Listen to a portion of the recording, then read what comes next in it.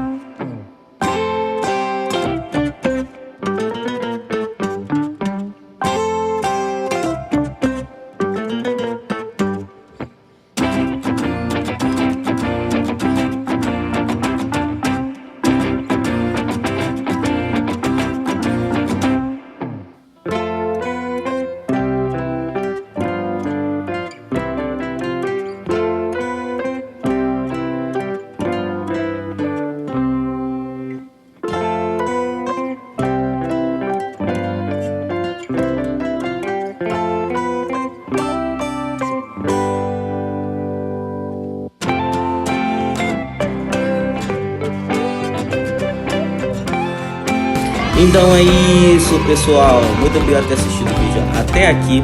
Comenta aí embaixo o que você achou do vídeo. Assista os outros vídeos que estão aparecendo pra você aí no card. Valeu, tchau, fui.